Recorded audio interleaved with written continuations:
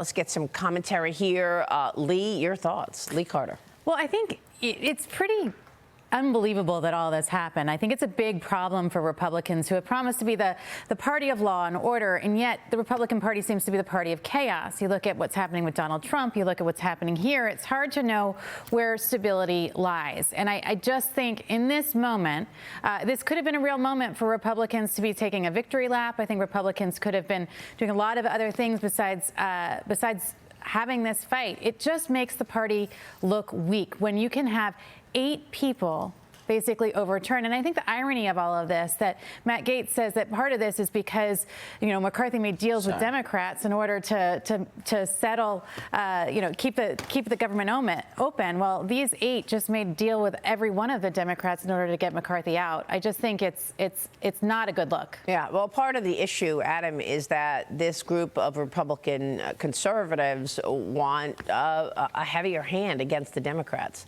And they wanted Kevin McCarthy to do more, to stop the reckless spending, to stop the corruption.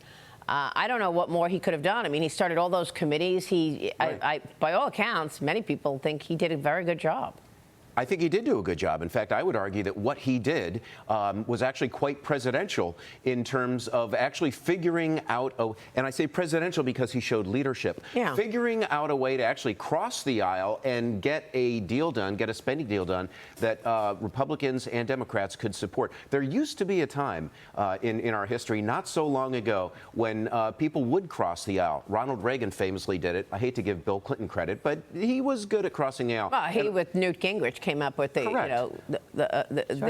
contract with America. Exactly. For America. There's already a long list of potential replacements for McCarthy. Some names being considered: New York Congresswoman Elise Stefanik, House Majority Leader, as you heard. Steve Scalise would be the number one behind Kevin. He is now leader. Judiciary Committee Chairman Jim Jordan is also being talked about, and Florida Congressman Byron Donalds. Some are suggesting former President Trump, as you just heard, be the next speaker. Texas Congressman Troy Nehls posted that on X. He will nominate Donald Trump to replace McCarthy, with Florida Congressman Greg Steube also saying that he wants Trump to be the speaker.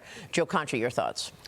It would be the greatest entertainment in the history of entertainment if Donald Trump is made Speaker of the House. Because remember, you don't have to be a member of Congress to be Speaker. You could be Speaker. You could be Speaker. Anybody could be Speaker.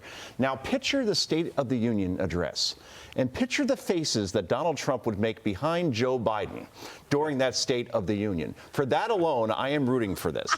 However, all that said, this tells you that elections do have consequences. And in this case, the fact that Republicans only got the House by a very slim margin made Kevin McCarthy's job almost impossible when you have these rebels within this caucus. The bottom line is that Democrats control the Senate and they control the White House, and compromise had to be done here. And that's a dirty word in Washington these days, like it wasn't, as you said, with Reagan and with Clinton. And it's too bad he had to agree to this idea that one member could throw you out. It's crazy. It's awful. And look, 75% of Americans want to see more compromise. This isn't the way that Americans want to see the government run, but it is the way the extreme wants to see it. And it's just really unfortunate. Well, for all as I've said 100 times, democracy is messy.